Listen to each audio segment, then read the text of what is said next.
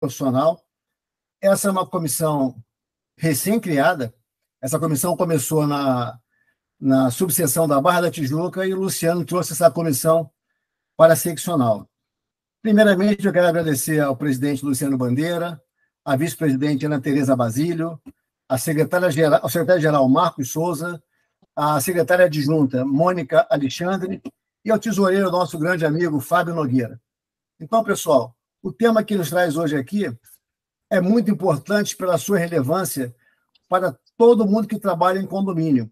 Ou se você é advogado, ou se você é síndico do condomínio, essa decisão recente do STJ vai trazer impacto para todos, principalmente no bolso. Então, se você é síndico, se você é advogado desse setor, se prepare porque tem novidade e pode não ser muito agradável. Então, estamos aqui hoje com o doutor Igor Ribeiro, que é o vice-presidente dessa comissão, doutor Fábio Martins, que é o secretário-geral da comissão, e o nosso grande amigo Pedro Barbosa, que representa o escritório Carpati e é um especialista nesse assunto. Então, todos nós temos muito o que falar e também aprender com essa turma aí de grande peso. Então, a gente vai começar essa conversa com o doutor Pedro. Doutor Pedro, a palavra é sua. Bem-vindo. Maravilha, doutor Ramon. Prazer estar aqui. Muito obrigado pelo convite, nosso presidente Paulo Ramon. Muito obrigado também, vice-presidente Vigo Ribeiro. Prazer estar aqui. Fábio, doutor Fábio, muito obrigado também pelo convite. Uma honra estar aqui com vocês para falar de um tema tão importante e tão caro aos nossos síndicos e gestores de condomínios em todo o Brasil, e principalmente aqui no estado do Rio de Janeiro. A gente vai falar hoje do tema sobre a decisão recente do Superior Tribunal de Justiça, que reverteu o tema 414 dos recursos repetitivos, que tratava da ilegalidade da tarifa mínima de água multiplicada pelo número de colônias num condomínio que tem um único hidrômetro. E, para explicar, para começar esse tema, eu queria fazer uma breve introdução sobre o histórico legislativo, jurisprudencial desse assunto, e explicar para os nossos ouvintes também, que eventualmente são síndicos e gestores de condomínios, do que se trata essa multiplicação da tarifa mínima por um número de economias de um condomínio. Bom, o que acontece? Como muitos sabem bem, a concessionária de água aqui no Brasil, ela em geral faz o fornecimento de água através da tubulação, de um sistema que ela implementa. A tubulação leva a água até a porta de entrada do condomínio, e na porta de entrada do condomínio a concessionária instala um hidrômetro. A maioria dos condomínios de todo o Brasil funciona dessa exata forma. A água vem através da pressão na tubulação, entra no condomínio, e aí dentro do condomínio ela é distribuída através da caixa d'água, e aí, a partir daquele ponto da entrada do condomínio, é um problema do condomínio. O condomínio que vai fazer aquela distribuição da água e ele que pode fazer uma medição interna. A concessionária faz a medição na porta de entrada. Então, aquela água ela é medida para o condomínio como um todo. E aí, qual é o grande problema que a gente tem? Em geral, as unidades consumidoras de água aqui no Brasil são unidades individuais, como uma casa, uma residência, por exemplo, uma loja de rua. São unidades que recebem aquela água e com aquele único hidrômetro, com aquele único medidor, se sabe exatamente qual foi o volume de água consumido por aquela unidade consumidora. Nesses casos, é muito fácil da concessionária fazer a cobrança, ela calcula ali qual é o valor de água consumido, determina dentro da tabela dela de tarifação qual é o valor que ela deve cobrar daquela unidade. Já num condomínio, como ocorre a distribuição da maneira que eu comentei agora há pouco, quando a água entra no condomínio, o hidrômetro faz a medição da água que vai ser distribuída para 10, 20, 30, 40, 100, 500 apartamentos de uma vez só.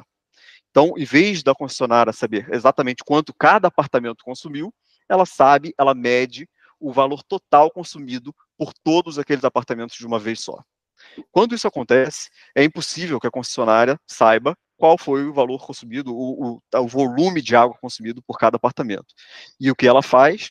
Ela pega a tarifa de água dela naquela tabela e aplica daquele consumo total, sem discriminar qual unidade consumiu o quê. O que ficou definido, qual foi a discussão jurídica que ficou muito intensa nos últimos anos, nas últimas 2 décadas.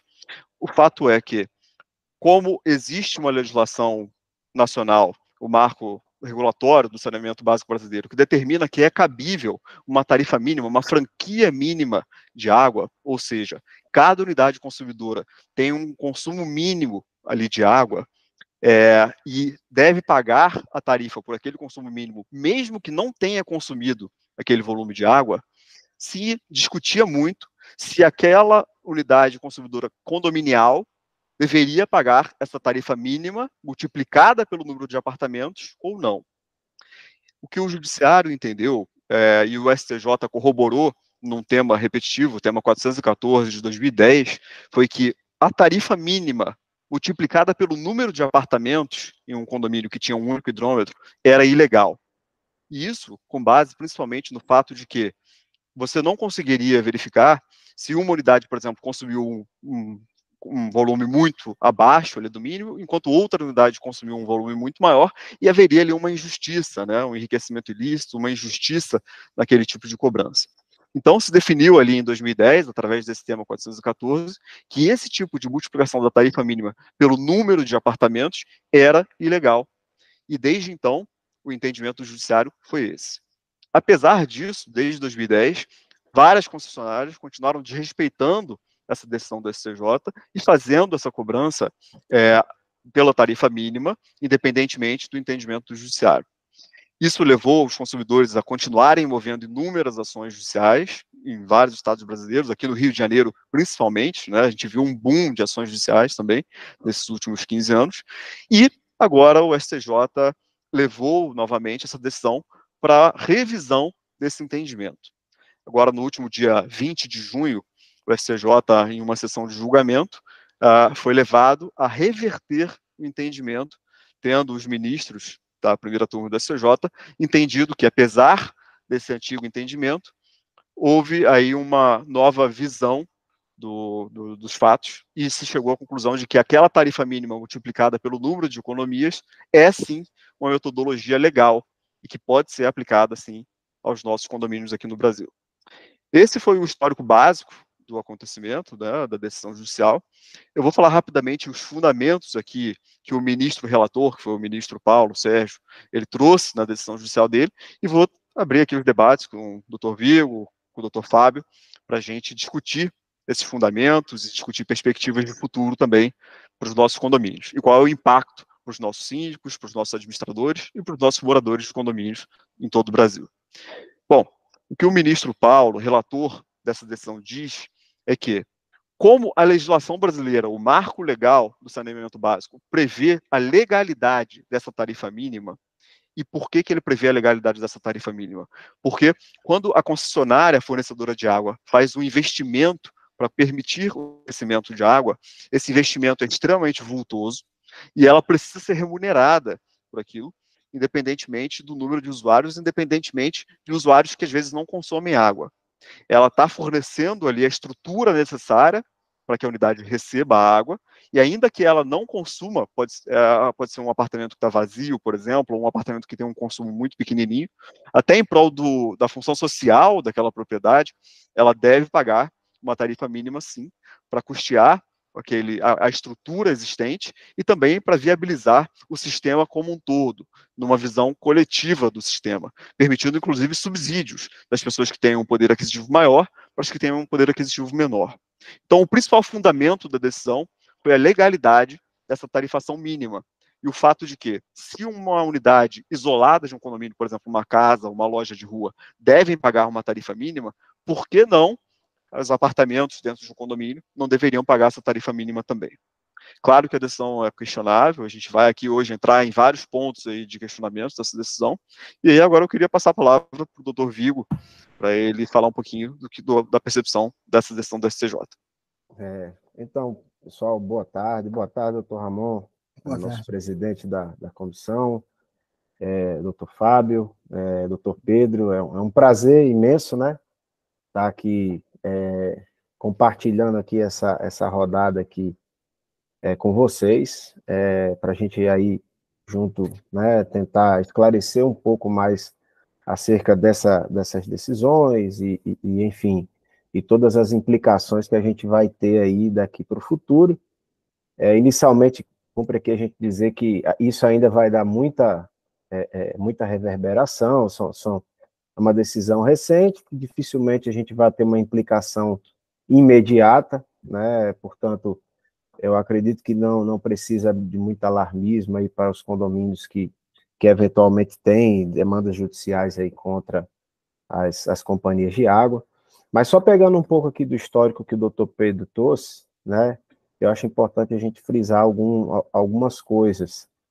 É óbvio que é uma decisão que se estende para todo o país, mas a gente vem comentando aí na comissão há alguns dias a respeito disso, que para o Rio, especialmente, é uma coisa um pouco mais complexo, né? Porque a gente tem uma defasagem aí relacionada com cobrança, tem uma herança aí que vem de um arcabouço ainda da época que era SEDAI estatal e etc. E toda essa questão de o Rio de Janeiro ter sido capital, né? Enfim, a gente tem alguns ranços aí que, de certa forma, foram atravancando e trazendo alguns problemas resultantes e que resultaram nessa questão da precificação do metro cúbico de água. Então, assim, o que eu acho importante a gente debater? É uma decisão polêmica, né? Eu tenho uma opinião formada em relação a isso, né, em que pesem os fundamentos jurídicos, e eu concordo, acho que deva existir sim um mínimo, desde que se constate alguns fatores para que esse mínimo seja aplicado, né? Eu sou advogado, sou síndico profissional, hoje estou síndico em 4, e em todos eles a gente tem ação, a gente moveu a ação contra a SEDAI, estamos, enfim, trabalhando aí, agora é Águas do Rio, né, Águas de Niterói, enfim, a gente tem trabalhado nesse sentido, em todas elas a gente já ganhou em primeira instância, algumas já ganhou em segunda instância, então a gente também está aguardando aí para saber como que isso vai se proceder, mas, de fato, eu acredito que essa decisão, de certa forma, ela vai de encontro aí com todo esse movimento de modernização, enfim, de cultura de preservação de meio ambiente, de conservação de água, né? Acho que assim, passa um recado um pouco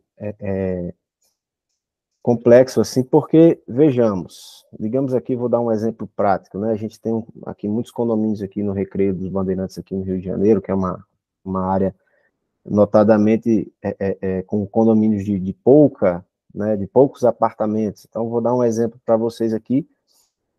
Hoje, essa medição ela tem que ser feita, né? Existe uma leitura de relógio, mas com a revogação dessas decisões e com o retorno aí da aplicação, né, do doutor Pedro, você explicou aí, na súmula lá de 2010, que foi quem estabeleceu, né, esse modelo equacionário, digamos assim, de cobrança. Então, a gente volta ao status quo e começa a cobrar pelo mínimo. Mas dando um exemplo aqui de um condomínio que se tem aí 10 unidades consumidoras, né? Então, se a gente passa a cobrar o mínimo, que são 15 metros cúbicos, é o mínimo hoje que a SEDAI cobra aí são 15 metros cúbicos, nós estamos falando de um consumo aproximado de 150 metros cúbicos de um condomínio que deve consumir no máximo aí 80, 70 metros cúbicos. Então, você aumenta ali, vou aqui, né, utilizar uma palavra assim, sarrafo, né, você aumenta o sarrafo ali, você já começa com uma despesa altíssima no mês, de modo que, assim, aqui na Barra, no Recreio, tem muitos condomínios que trabalham com captação de água de chuvas, com tratamento de água para se reutilizar. Então, assim, todos esses esforços que são feitos e são engendrados aí por condomínios aqui, enfim, em vários lugares, eles passam, entre aspas, a ser desnecessários, porque imagine que você consome pouca água, mas, como o modelo de cobrança agora é pelo mínimo, você começa já pagando 150. Então, assim, você passa um recado ao consumidor de que não vale a pena economizar, que você não precisa ter medidas aí de utilização consciente de água e etc. Enfim, eu tenho dado um exemplo nas palestras que eu tenho dado em relação a isso, é que, assim, esses prédios mais antigos, ou às vezes até os novos, a gente tem problemas com vazamento de água, né? E uma das sinalizações é exatamente a medição. Porque você vai lá na sua conta, você mediu um metro cúbico de um mês para o outro, deu uma diferença absurda, né? Ali, que foge do padrão de consumo do condomínio, você consegue identificar. Agora, imagina que com essa cobrança a partir de agora do mínimo, né? Você vai ser lá computado, não necessariamente você tem a medição do relógio, eles colocam lá um valor, às vezes vai o funcionário, às vezes não vai, enfim. Então, tem certas coisas que eu acho, assim, que precisavam ser analisadas de uma maneira mais envolvente, enfim, e, assim, de modo que eu acho essa decisão aí foi um pouco equivocada em algumas coisas, a gente vai passar por ela aqui, né, tentando abordar aqui um ponto a ponto, mas, assim, inicialmente eu queria trazer esses exemplos aqui só para a gente começar a discorrer na praticidade, né, dentro de condomínios, como que a gente pode ir se organizando, e passo a palavra aí para o doutor Fábio, para dar umas explanações iniciais, e depois a gente adentra aí dentro dessa decisão para a gente discorrer ponto a ponto.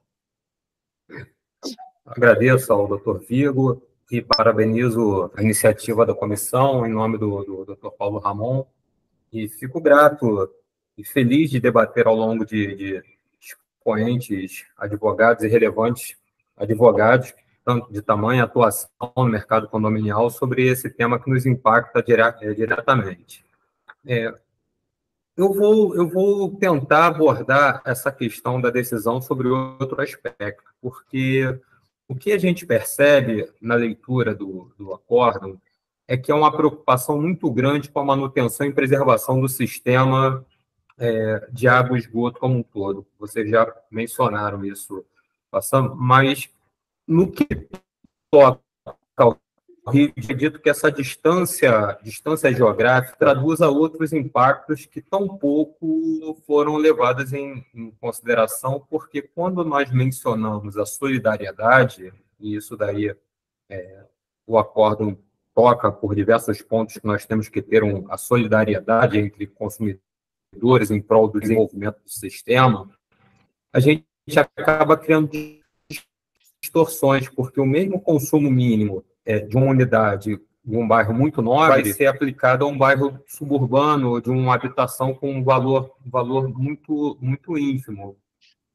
E aquilo que trazemos, assim, por exemplo, aos serviços, todo o movimento público de desenvolvimento do centro do Rio, um bairro que nós podemos trazer como exemplo, uma sala com um profissional de 20 metros quadrados, uma sala com 20 metros quadrados, vai pagar uma quantia superior do que um imóvel de 150 metros quadrados de um bairro nobre do Rio de Janeiro. Esses aspectos sociais acabam trazendo reflexos no desenvolvimento econômico da cidade como um todo. E sobre esse aspecto eu queria fazer essa fala introdutória para que depois possamos aprofundar os desdobramentos de cada aspecto a ela relacionado. Paulo Ramon? Eu tenho algumas perguntas a fazer para os debatedores, que eu entendo o seguinte: assim como a energia elétrica, eles cobram uma tarifa de disponibilização do sistema, ou seja, eles cobram um valor para disponibilizar aquele serviço. Isso está se aplicando igualmente à tarifa de água agora. Mas eu queria discorrer o seguinte: hoje em dia, está muito comum as empresas trabalharem em cima do título de ESG, né? Environment, Social and Governance. Como é que ficam essas empresas agora para trabalhar com ESG, como o doutor Igor falou, que estão se lixando para a economia de água? Como é que você vai trabalhar em padrão ESG, o que vai atrapalhar muito a concorrência internacional nossa com os outros países, nossa contra nós mesmos, e se essa decisão ela está indo no contraponto, no contrapasso das medidas preservacionistas? Eu jogo essa pergunta para os senhores nos esclarecerem um pouco mais. Doutor Pedro, pode passar pelo senhor. Maravilha. Doutor Ramon, o próprio ministro relator dessa decisão, o ministro Paulo Sérgio Domingues, ele aborda essa questão que o senhor colocou da seguinte forma: ele entende que a tarifa mínima ela é importante e ela é adequada porque existem estudos, por exemplo, ele menciona na decisão um estudo da Organização Mundial da Saúde que diz que cada pessoa do mundo consome, em média, 100 litros de água por dia. São 0,1 metros cúbicos de água por dia. Então, em um mês, cada pessoa consome 3 metros cúbicos de água por dia, em média. E ele menciona também que aqui no Brasil, o censo de 2022 determinou que, em média, cada residência, cada domicílio brasileiro contém 2,79 habitantes. Então, 2,79 habitantes vezes 3 metros cúbicos de água, ele diz lá, são 8,7 metros cúbicos de água que cada domicílio brasileiro consome em média. Então, ele diz, bom, se há essa média de consumo, é importante que haja essa tarifação mínima também.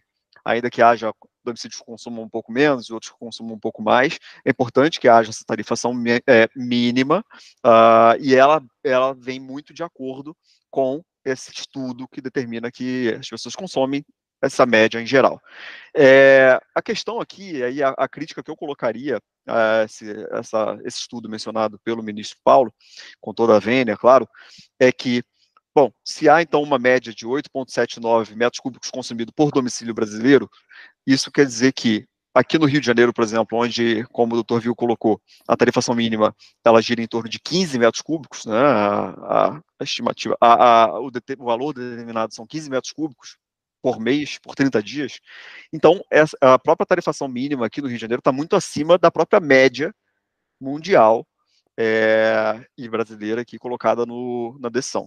E aí eu fiquei me perguntando, bom, então qual é o estudo que foi elaborado pelo STJ ou pelo Poder Público para determinar esses 15 metros cúbicos como uma franquia mínima de consumo, e por que o STJ entende que essa tarifa mínima que é aplicada, e que, é claro, é diferente em cada estado, mas cada estado tem ali o poder de regulamentá-la, por que essa tarifa mínima é adequada? Se não há ali um estudo que determina que os 15 metros cúbicos são, de fato, o que se espera de um domicílio brasileiro. Me pareceu que faltou ali uma análise estatística, uma análise, de fato, um estudo aprofundado do assunto, para que se chegasse nesse ponto. Então, já é uma primeira crítica que eu fiz ali, eu entendo que talvez não fosse nem o caso do STJ se pronunciar sobre esse tipo de coisa, mas sim sobre o poder público, sobre o poder legislativo, né, tratar do assunto, o poder executivo, com base em estatística, com base em dados, e não simplesmente uma decisão judicial sobre o tema. E aí eu passo a palavra ao doutor Vigo para tratar desse assunto também. Eu, aqui, já me apropriando aqui da sua fala, doutor Pedro, e de pleno acordo, né, eu acho que a gente tem conversado isso aí nos bastidores, né? Infelizmente, né, a gente tem um legislativo um pouco omisso em algumas questões, né? De modo que eu acho, né, para não dizer que eu tenha certeza, né, porque aqui é uma certeza minha, então eu coloco para os senhores, enfim, alguém eventualmente vai discordar, mas eu acredito muito, né, que o judiciário não deveria entrar nesses pormenores, digamos assim. Talvez, se a gente tivesse uma legislação mais clara em relação a essas questões de cobrança, de franquia, fosse muito mais fácil, né, de se controlar essa questão de consumo, de valores. E aí, pegando a pergunta do meu amigo, doutor Ramon, essa decisão, pura e simples da forma como ela se coloca, né, ela para mim, ela vai, ela fere frontalmente aí essas questões de meio ambiente, né, de você ter uma política que englobe o pensamento como um todo, né, de você gerar engajamento da sociedade para preservação, enfim, economia e etc., dos recursos naturais. Eu acho que ela vai e ataca, né, frontalmente todo esse pensamento, todo esse movimento que é global, que é no mundo inteiro, enfim. Por quê? Retomando a minha fala inicial, a gente passa de certa forma, não se importar com o consumo, porque ali o doutor Pedro colocou, né, que tá na decisão, que aí você tem um consumo aí médio, vou arredondar aí de 3 metros cúbicos por pessoa, e aí arredondando nós temos uma média de 3 moradores residenciais, né? Então nós estamos falando, arredondando, de 9 metros cúbicos, quer dizer, o mínimo aqui no Rio de Janeiro é 15.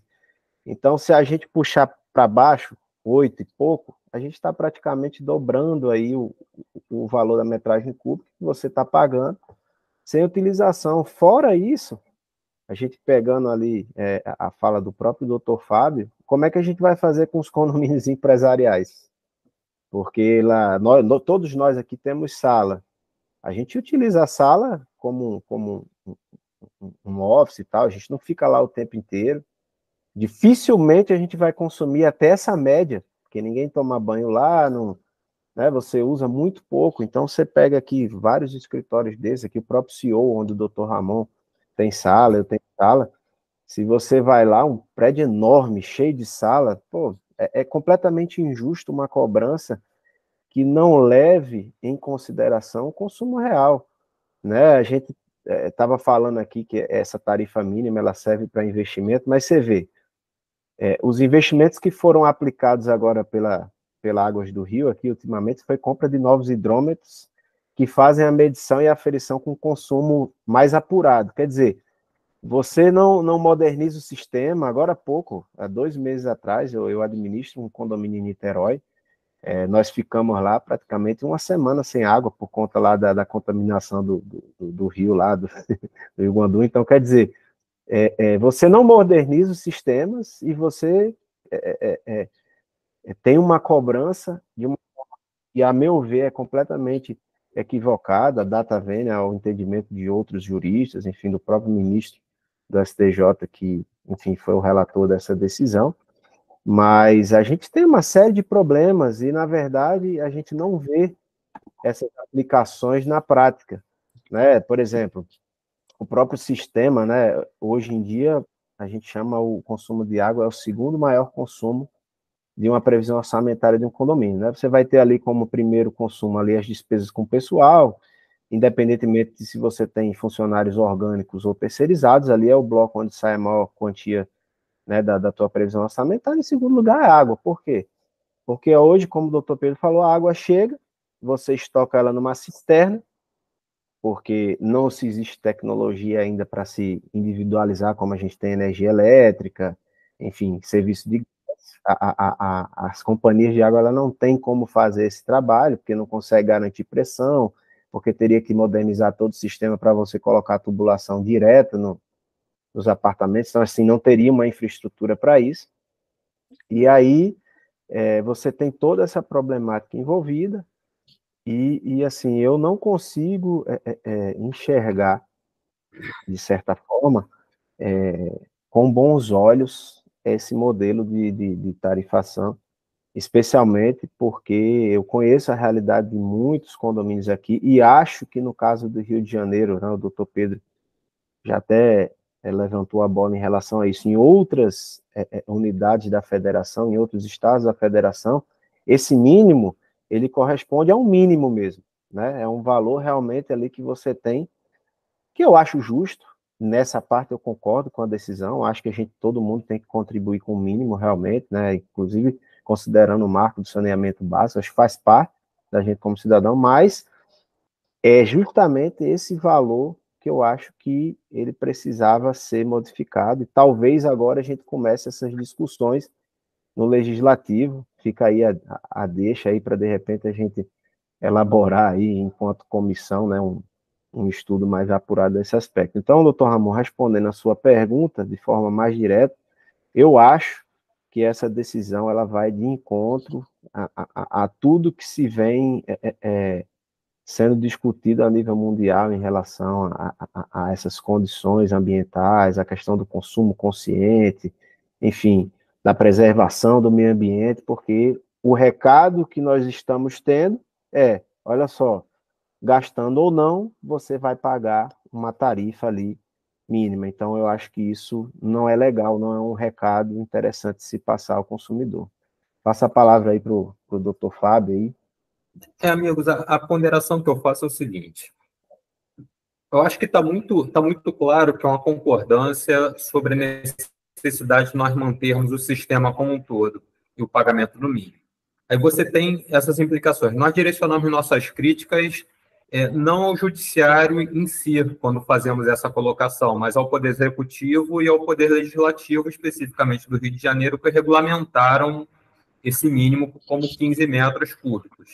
Talvez a nossa pressão ela tenha que ser para esse aspecto. Mas aí nós vamos traduzir dois aspectos do contrato de concessão, que agora nós temos um novo ator, que é a Águas do Rio. Ela contratou tendo uma perspectiva de um mínimo a 15 metros cúbicos por unidade.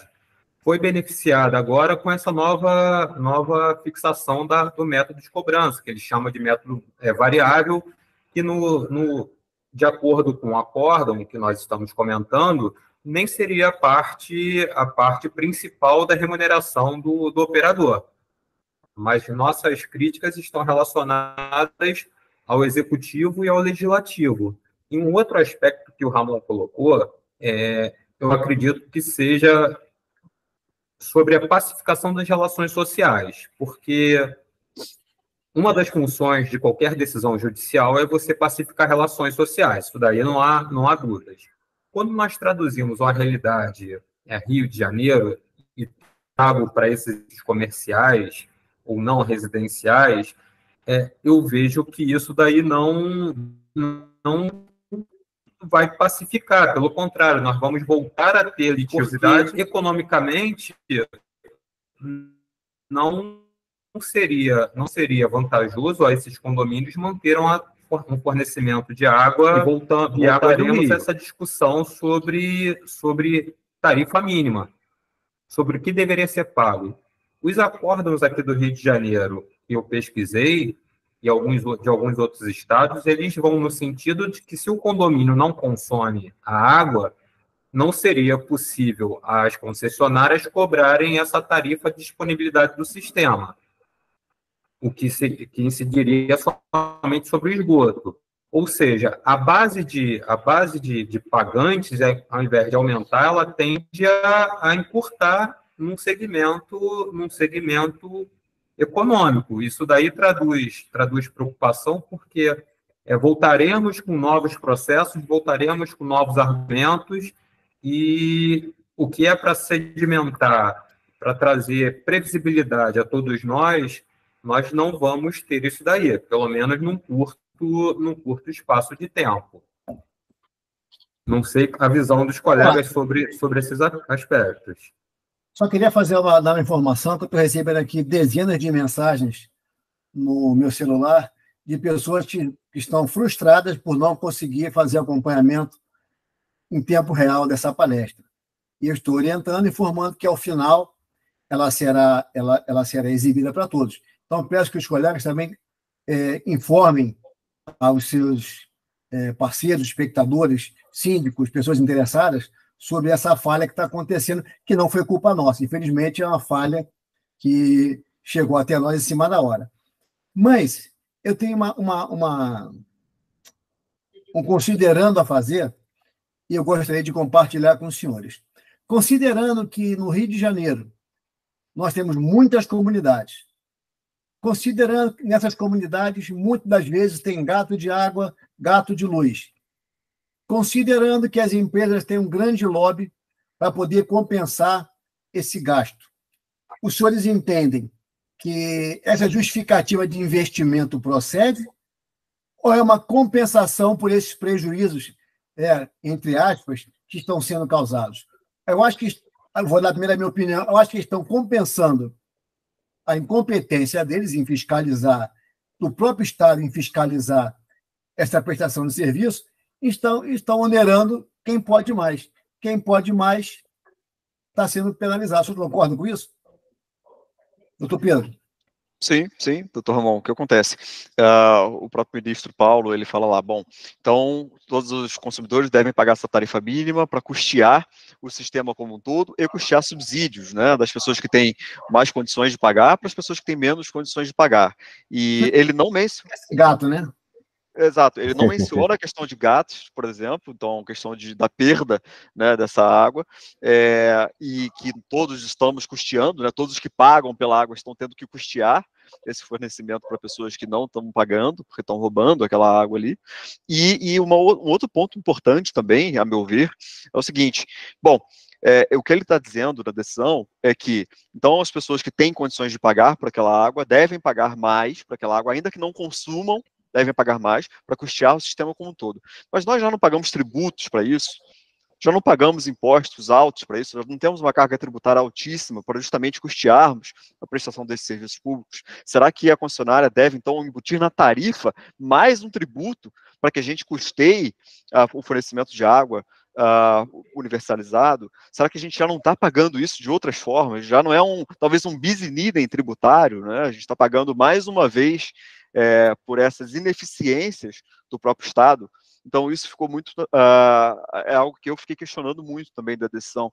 Será que realmente é devido que nós todos que pagamos essa água, tenhamos que pagar a mais para custearmos a ineficiência estatal em providenciar a água com qualidade para todos e impedir o roubo de água em unidades que, como o doutor colocou, que realizam esse tipo de gato? Então, me pareceu mais uma penalidade do Estado contra o fornecedor que paga em dia a própria conta e que deveria pagar pelo que consome e não custear esse tipo de ineficiência. Eu, pegando aí, né, mais uma vez aí a fala do Dr. Pedro, né, em cima dela eu vou construir aqui uma linha de raciocínio. Eu concordo absolutamente também com o Dr. Ramon. A gente já tem uma carga tributária altíssima, né, enfim. Como eu disse inicialmente, acho que isso é um consenso de todos. Não vejo problemas em se pagar o mínimo, acho que existe realmente uma função, desde que esse valor não seja desproporcional, e aí a gente volta àquela questão inicial, né, da ineficiência do legislativo, enfim, que o próprio doutor Fábio trouxe, né? O ministro Paulo, provavelmente, quando ele dá a decisão dele a nível nacional, ele não considera as peculiaridades e as especificidades de cada estado. Obviamente que o Rio é um estado atípico, digamos assim, da nossa federação, né? A gente trabalha com uma série de problemas, né? Assim, e de poderes paralelos e de influências diferenciadas, digamos assim, de modo que é complexo essas questões. E acho que, de certa forma, indireta ou diretamente, isso acaba penalizando, né, algumas modalidades de consumidores. Vou dar um exemplo disso aqui. Eu assumi a administração de um prédio comercial no centro do Rio de Janeiro, trazendo aqui até a exemplo do que o doutor Fábio falou inicialmente, onde a conta de água você tinha, se eu não me engano, eram 15 andares, então você partia de um mínimo altíssimo, né, porque o valor do metro lá, enfim, estava colocado como comercial, enfim, ainda é um pouco mais caro a tarifa, e aí você tinha uma conta de água altíssima para equilibrar as contas, e quando eu cheguei lá, né, na administração, eu sugeri a gente fazer a substituição, por exemplo, por consumo através de carro-pipa. Então, passou-se a encher e a completar as cisternas e as caixas d'água desse empreendimento no centro por meio de carro-pipa. Então, a gente teve uma redução em escala percentual de quase 60%. Quer dizer, nesse mesmo estilo de cobrança, esse prédio, assim, ele já é mais antigo, não tinha nenhuma ação, como precisava ali ter uma sangria imediata, né, resolver um problema de sangria imediata, a gente optou por esse modelo. Então, assim, eu acredito muito que a gente tem muitas especificidades para se tratar no Rio de Janeiro, a gente tem muito problema a ser enfrentado, e uma decisão dessa que não contempla, né, essas peculiaridades, digamos assim, do nosso estado, realmente fica complicada. E aí trago à tona a fala do doutor Fábio. Quer dizer, se a função de uma decisão é justamente pacificar, né, para você ali evitar problemas, eu acredito que essa decisão, nesse aspecto, ela está completamente fora, porque tem muitas coisas a serem questionadas, a gente tem muito problema. Então, assim, existem aí, né, embaixo de declaração da própria decisão, acredito que se vai ter outros recursos aí de uma série de pessoas e de comunidades. Aqui na Barra a gente tem muitas associações que têm interesse nessas decisões, e eu converso aí com os advogados e todo mundo aí tem preparado em conjunto, né? Até falei isso numa outra live, que Se você pegar lá a audiência pública que nós tivemos lá, se eu não me engano, salvo engano, em outubro de 2023 ali, só tinha carioca, era só advogado do Rio de Janeiro, todo mundo representando ali especificamente aqui o estado do Rio de Janeiro, porque é um problema que para nós, né, assim, é uma decisão que para nós muda muita coisa, para outros estados nem tanto, que já tem uso consciente, já tem uma legislação um pouco mais resolvida nesse aspecto, né, mas para nós especificamente aqui vai trazer muito problema, e eu acho que essa estrada sedimentada, viu, doutor Fábio, tá difícil de a gente conseguir, viu, com essa decisão. Acho que a gente vai ter muita discussão em relação a isso ainda. A par da nossa comissão ter um âmbito estadual, o adensamento populacional ele é muito maior aqui no Rio de Janeiro, no município do Rio, e efetivamente eu acredito que o alcance maior, o impacto maior dessa decisão sobre a qual estamos comentando seja na nossa cidade. E se nós formos avaliar as formas de cobrança, nós temos cinco divisores: residencial, comercial, industrial, tarifa pública e o social. O social justamente que é mencionada também no acórdão, que estipula que seria uma cobrança menor do que as demais tarifas aplicadas. E, efetivamente, essa solidariedade nos impõe arcar com essa social que, pelo que a gente observa, seriam, do decreto regulamentou aqui no Rio de Janeiro, seria o fornecimento de água para as comunidades, porque seriam macro medidores que iriam aferir o que efetivamente aquela comunidade consome. Nas demais faixas, assim, divide em A e B. Você fala, A e B é de acordo com o bairro, né? A para os bairros mais nobres, B para os mais populares, o que tampouco é verdade. Você tem uma tarifa igualitária para os bairros mais e menos nobres, o que, efetivamente, se nós formos avaliar, então, a decisão sobre esse aspecto da solidariedade, sobre o seu alcance social, nós já temos essa premissa aí que já não se sustenta, porque, efetivamente, de acordo com o que a própria decisão vem trazendo como seu fundamento, quem pode mais deveria arcar com mais como forma de você manter a rigidez de todo o sistema. Esses aspectos, eu acredito que tenhamos que evoluir, e não sei se ao judiciário vai ser possível transpor esse obstáculo, porque especificamente aqui no Rio de Janeiro nós temos uma regulamentação, como o doutor Vigo trouxe, uma regulamentação que ela é insuficiente para alcançar e para atender todas essas nuances e peculiaridades da nossa cidade. Então, o que eu enxergo desse acordo, nesse aspecto mais amplo, ele traduz um impacto sobremaneira numa retomada de desenvolvimento econômico, especialmente em bairros como aqui o centro da cidade, em que o município, a prefeitura, vem desenvolvendo atividades como forma de estimular a ocupação, mas se nós que prestamos serviços, e como muitos profissionais prestadores de serviço, se ele enxerga que o ter um escritório, fazer a migração inversa, sair do home office e voltar para um escritório convencional, vai lhe traduzir um impacto grande financeiro, ele vai continuar com a opção do home office. Isso vai trazer impacto no transporte, isso vai trazer impacto no restaurante, isso vai trazer um impacto na economia de todo um bairro, de vários bairros, que vão contrários àqueles estímulos que o poder público vem fazendo. Então, mais uma vez, assim, eu trago essa percepção, que é a minha preocupação de como um todo, porque as premissas do acordo, elas são bacanas, mas elas são distantes dos maiores impactados por ele, que somos nós aqui do Rio de Janeiro. Eu não tenho dúvida que essa colocação do doutor Fábio está completamente cercada de razões, mas eu queria esclarecer outros pontos.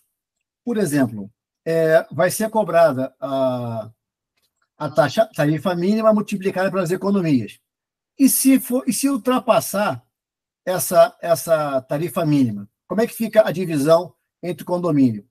E uma segunda pergunta, como fica a questão do esgotamento? Vai ser duplicado em relação à tarifa mínima? Vai ter alguma proporcionalidade? Só para esclarecer, para quem está nos ouvindo. Doutor Pedro, Maravilha. tá bom, doutor Ramon, o senhor perguntou, por exemplo, sobre o excesso, né, o consumo além ali daquela franquia mínima.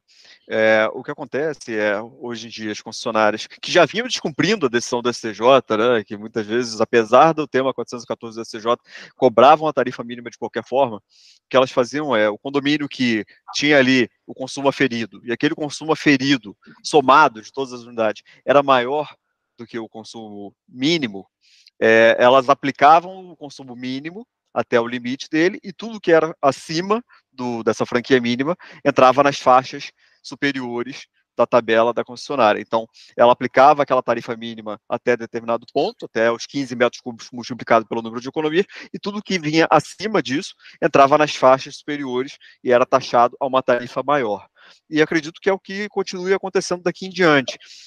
Acredito que os concessionários continuem realizando esse tipo de cobrança, né? E nesse ponto, eu até queria trazer uma questão muito importante, que fiquei pensando sobre a decisão também. Houve uma modulação de efeitos na decisão judicial, né, que o ministro Paulo colocou. E ele diz o seguinte: para as ações judiciais movidas durante o período em que havia a decisão do STJ, ou seja, de 2010 para cá, se essas ações, por exemplo, foram movidas e ainda não houve uma decisão judicial determinando que a concessionária parasse de aplicar aquela tarifa mínima, o ministro Paulo sugere que o judiciário simplesmente julgue essas ações improcedentes. E isso me pareceu que uma forma de premiar a concessionária que vinha cometendo uma ilegalidade. Se nós pensarmos bem, Sim. haveria ali uma decisão judicial desde 2010, uma decisão vinculante que obrigava a concessionária a cobrar uma tarifa que não era a mínima multiplicada pelo número de economias, isso era ilegal, e a concessionária ainda assim aplicava esse tipo de metodologia ilegal, e agora o STJ diz, bom, se ela aplicava esse tipo de tarifa, e se houve uma ação, mas não houve ali uma decisão judicial ainda, a ação vai ser julgada improcedente. Tudo que ficou para trás morre. A gente está premiando ali a concessionária que cometeu uma ilegalidade, a gente está premiando a insegurança jurídica para esses consumidores que moveram a ação, esperavam uma decisão favorável e nunca vão conseguir agora, apesar de que até o dia 26 de junho essa prática era de fato ilegal. Então, houve aí, para mim, um desrespeito até à segurança jurídica dos consumidores nesse ponto. E aí eu queria até, se possível, ouvir os doutores, doutor Vigo, doutor Fábio, sobre essa questão também. Sim. Eu vou, aproveitando a sua pergunta, doutor Ramon, eu tenho certeza que o modelo de cobrança é esse que o Pedro já postou, porque era isso que vinha sendo praticado, independentemente de se ter decisões favoráveis à medição. Então, tipo assim, a SEDAI, Águas do Rio, Águas de Niterói, elas sempre desrespeitaram, isso é bom que se diga, em que pese decisões judiciais determinando a medição e o aferimento lá do consumo real no hidrômetro, eles chegavam lá e mandavam o mínimo. Tanto que, nesses 4 condomínios aí que eu tenho ações judiciais em face da SEDAI, da Águas do Rio, Águas de Niterói, não poucas vezes nós fazemos o depósito judicialmente um valor totalmente divergente daquele que vem em fatura. Então, você pega lá a fatura, eles continuam colocando o mínimo, e aí, obviamente, existem empresas responsáveis por fazer esse cálculo, enfim, do consumo e etc. E aí a gente faz esse depósito judicialmente. Então, assim, o modelo de cobrança deveria ser esse, se a gente considerar que nós estamos retroagindo, né? Nós estamos voltando ao status quo de antes de 2010 e dessas decisões que consideraram esse modelo de cobrança ilegal, né? Então, você tem um mínimo, e a partir daquele mínimo, se você tem um consumo nessa faixa, você começa a pagar. O grande problema é que eles não consideram essas economias autonomamente, porque você só se tem um hidrômetro, um relógio que faz a aferição. Então, quando você passa desse mínimo, o valor que você paga por metro cúbico é muito maior do que o valor nessa tarifação. Só para vocês terem uma ideia, salvo engano, posso estar enganado, mas salvo engano, de 0 a 15 metros cúbicos, o valor cobrado é 6,16. Se você sobe de 15 metros cúbicos para 30, salvo engano, ele vai para R$13. Quer dizer, você tem mais que o dobro no valor pelo metro cúbico excedente. E aí, como você não considera economias individualmente, que foi o que foi colocado inicialmente, por exemplo, eu no meu apartamento consumi abaixo de 15 metros cúbicos. Pode ser que na cobertura o cara tenha consumido acima de 15 metros cúbicos. Mas eu também, que não consumi, vou pagar sobre esse excedente um valor como se tivesse consumido acima. Então, assim, é um modelo de tributação, na minha humilde opinião, muito injusto, muito equivocado, enfim, eu tenho muitas críticas em relação a isso, mas a gente tem um modelo, a gente passa a trabalhar exatamente dessa forma, e aí vai uma crítica também, porque a gente paga para modernização de sistema, para se ter um serviço de melhor qualidade, mas, por exemplo, você não tem funcionários que realizem esse serviço também. Então, assim, para o funcionário é muito fácil, às vezes, sequer fazem a aferição. Se você pegar no seu boleto, existe uma regulamentação municipal, que eu acho que eles podem fazer a cobrança desses valores em até 3 meses, em contas posteriores. Então, o cara vai lá, tá num dia que tá cheio de coisa para fazer, ele simplesmente aplica o mínimo, joga a conta lá, não fez nem a aferição, e jogou lá para o condomínio pagar. Então, assim, é complexo o tema, a gente precisa tratar isso de forma, digamos assim, autônoma e visando aí a realidade do nosso Estado, e aí é um trabalho para o legislador, de fato, né? E aí, enfim, apresentando essa questão que o doutor Pedro trouxe na fala também, relacionada com a questão dos efeitos da decisão, de pleno acordo, né? Esse pessoal que não teve julgado, ou que teve a liminar negado inicialmente, enfim, não teve, digamos assim, um ganho dentro do processo, esse pessoal não foi contemplado por essa janela que se abriu, digamos assim, porque a decisão, os efeitos dela são para o futuro, né? Então, elas não vão retroagir para aqueles condomínios que, eventualmente, ganharam ação judicial ou que estão trabalhando com a liminar.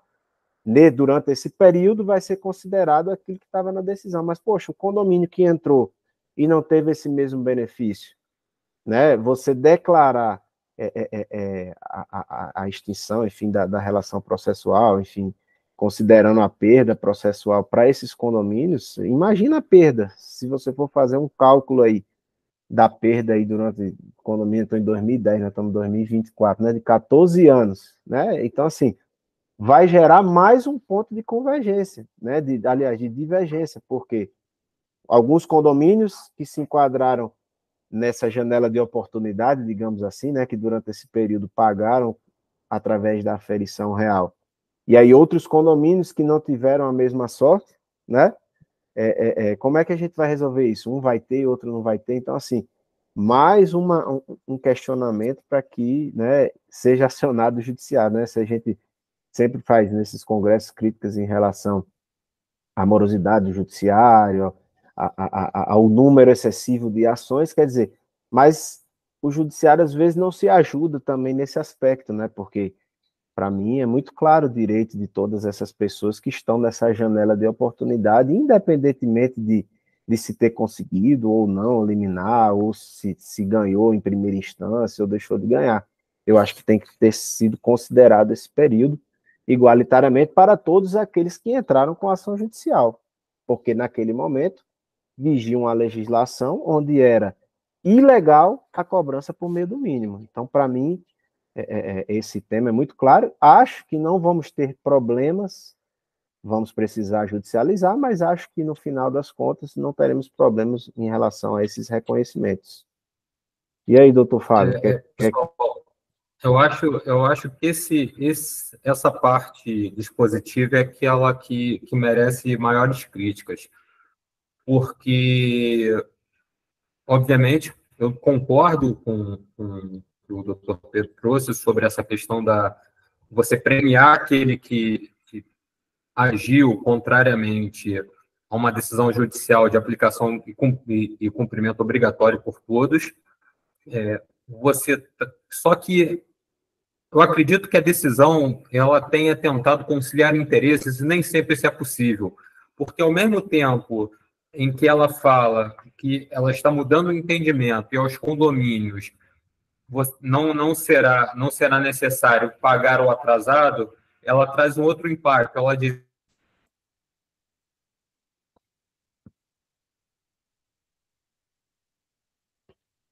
Bem, perdemos o doutor Fábio por um momento.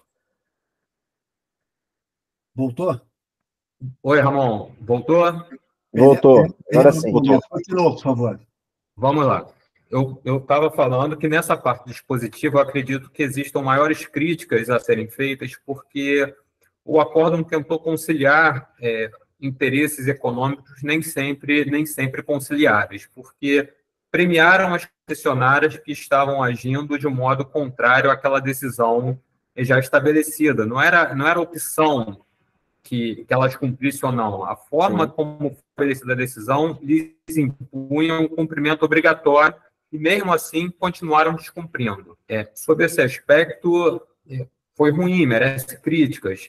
E, da mesma forma, tentaram conciliar da seguinte forma: condomínio, já que eu estou mudando, você não precisará pagar o para trás, mas ao mesmo tempo, a concessionária que descumpriu e continua adotando um valor de cobrança global, entendendo que seria um único medidor, mesmo que fossem 1.000 unidades, e por conta disso você aplicava as faixas, essa concessionária não vai restituir em dobro. Então, ele começa, para tentar conciliar interesses econômicos antagônicos, buscar medidas que não encontram respaldo na nossa legislação. Que nós temos uma cobrança efetivamente,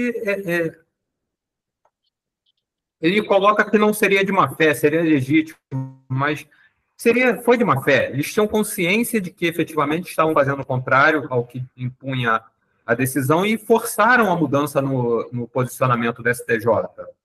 Então, nesse aspecto, o descumprimento legal compensou. E outro ponto que aí os recursos vão ser colocados, mas que isso traduz impacto nos condomínios.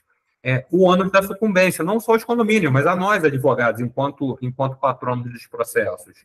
Porque se nós entramos com uma ação tendo a confiança naquele posicionamento desde 2010, e ele agora fala que esse posicionamento mudou, o que vai acontecer com relação à sucumbência? Porque no primeiro ponto da decisão, o acordo é claro, é improcedência.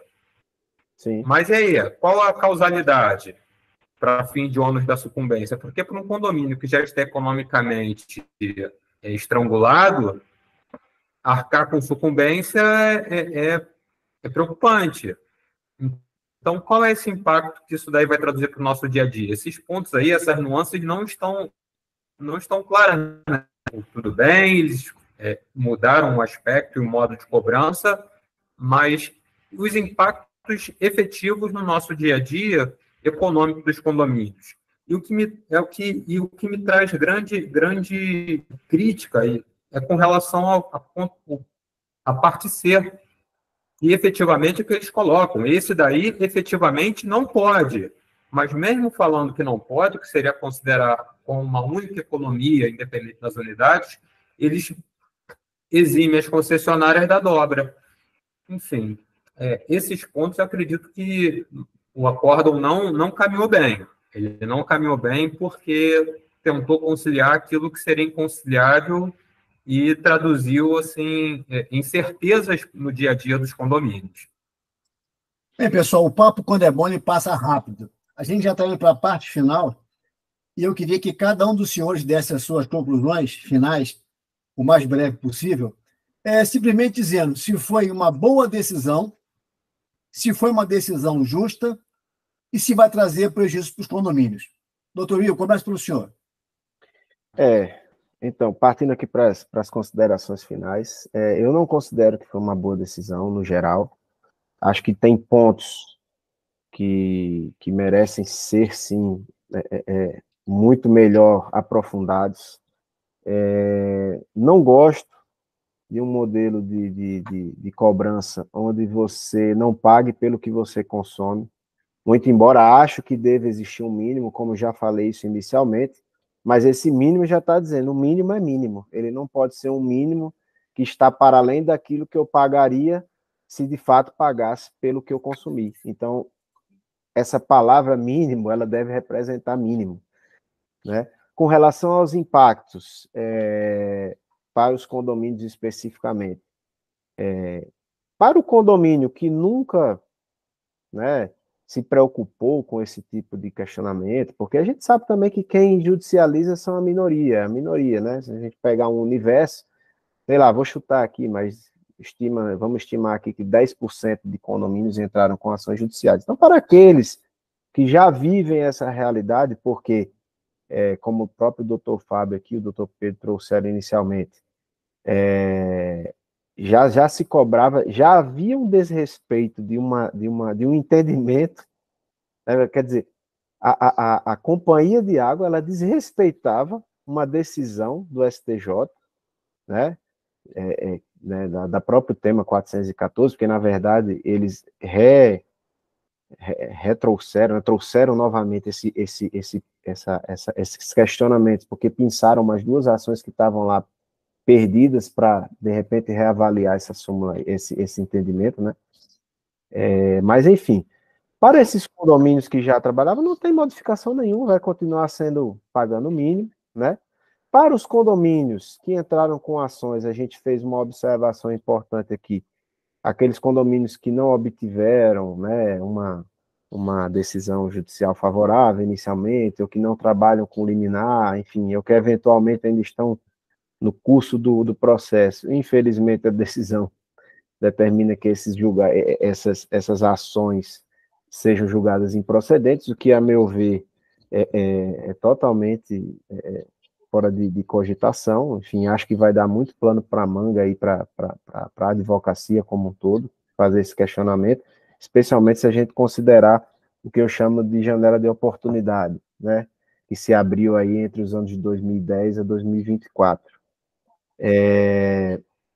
Então, assim, eu tenho muitas críticas, a gente poderia ficar aqui horas falando sobre o quanto essa decisão ela não pacifica o entendimento, ela não traz uma pavimentação, ela não solidifica o caminho, ela, enfim, não pavimenta aí os próximos anos, enfim, acredito, né? E, assim, para o condomínio especificamente, para condomínio, eu acho que foi um retrocesso, especialmente considerando a parte financeira, que eu acho que é a mais importante, digamos assim, né? Você ter ali um bom fluxo de caixa, enfim, você poder ali honrar os seus compromissos, e fazer a gestão, né, do condomínio, assim como também vai de encontro, a gente já falou aqui antecipadamente, né, no início, em relação a todas essas medidas que a gente tem relacionadas com o meio ambiente, com uma questão de consumo consciente, de você ter um cuidado especial com todas essas questões. Eu tenho condomínio que eu administro, desses mais novos, que a gente tem todo um sistema de tratamento de águas cinzas, que eles chamam, de captação de água de chuvas. Quer dizer, tudo isso tem um custo. O condomínio paga para empresas para que a gente tenha todo esse sistema funcionando, e a partir de agora isso não vai fazer sentido nenhum, porque tanto faz você ter todo esse sistema, você está gastando por um sistema, mas se você não tiver ele, está consumindo água, vai pagar aquilo mesmo. Então, assim, eu acho que isso passa um recado um pouco equivocado para a sociedade nesse aspecto. Então, assim, na minha humilde opinião, eu acho que essa decisão não foi uma decisão feliz. Eu tenho uma crítica, acredito que ela tenha sido muito mais no âmbito da política, né, como o próprio doutor Fábio trouxe aqui, tentar conciliar o que por vezes é inconciliável, né? Você tem, obviamente, as grandes empresas que fazem a exploração dos recursos hídricos, né, enfim, de fornecimento, e você tem o consumidor especificamente. Então, assim, são dois lados, não necessariamente são opostos, mas no caso em específico estão em lados diferentes, né? E acho que essa conciliação, digamos assim, esse jeitinho aí que se tentou dar com essas decisões, ou com essa decisão, não atenderam o consumidor. Acho que atenderam sim as companhias, né? Infelizmente, mas o consumidor ele sai prejudicado, na minha humilde opinião. Doutor Fábio, suas considerações finais, doutor Fábio. Agradecer aos colegas pelo debate, agradecer à comissão, registrar lamento pelos problemas técnicos da OAB, mas, enfim, nova realidade, temos que nos adaptar a ela. Sobre a decisão em si, são três os pilares sobre os quais eu queria falar de um modo bem rápido. Do ponto de vista jurídico, me agradou essa preocupação com a preservação do sistema. Eu acredito que essa é a tendência, nós temos que preservar sempre o sistema como um todo em detrimento a um determinado contratante ou uma determinada parte isoladamente, porque aquela decisão ela tem reflexos. Então, as premissas me agradaram, o que não posso falar com a conclusão, porque sobre o ponto de vista financeiro, econômico e social, especificamente no que tange ao nosso município do Rio de Janeiro, eu acredito que ela vai trazer prejuízos e impactos na retomada da ocupação de determinados bairros que sofreram com o advento da pandemia, com a mudança da realidade social e econômica, o home office virou uma realidade, e justamente no momento de retomada. Eu acredito que isso vai trazer reflexos não tão bacanas aquilo que nossa cidade, nosso estado como um todo precisam sobre a retomada econômica. Sobre o ponto de vista político, nós temos essa percepção de que, em determinada decisão, tentou conciliar interesses não tão fáceis de serem conciliados, e retoma a nossa necessidade, enquanto sociedade, de pressão e mobilização para uma regulamentação mais equilibrada para todos nós. Não somente com relação aos 15 metros cúbicos, mas tendo a percepção e a sensibilidade de que as unidades elas têm destinação econômica diversa, elas têm ocupação diversa, elas têm consumo diverso, e não necessariamente impor um valor global uniforme a todos, e até um valor de uma tarifa mais cara a determinados segmentos por conta da sua classificação como comercial ou industrial, vai traduzir reflexos positivos à sociedade. Tá? Então, são esses os três pilares que eu acredito que essa decisão mereça ser esquadrinhada e sobre as quais eu compartilho com vocês. E agradeço a todos, tá? Doutor Pedro, eu queria ouvir a sua posição final brevemente. Maravilha. Bom, primeiro, doutor, agradecer mais uma vez o convite. É um tema extremamente complexo, que entendo eu que nós esmiuçamos muito bem aqui nessa pouco mais de uma hora.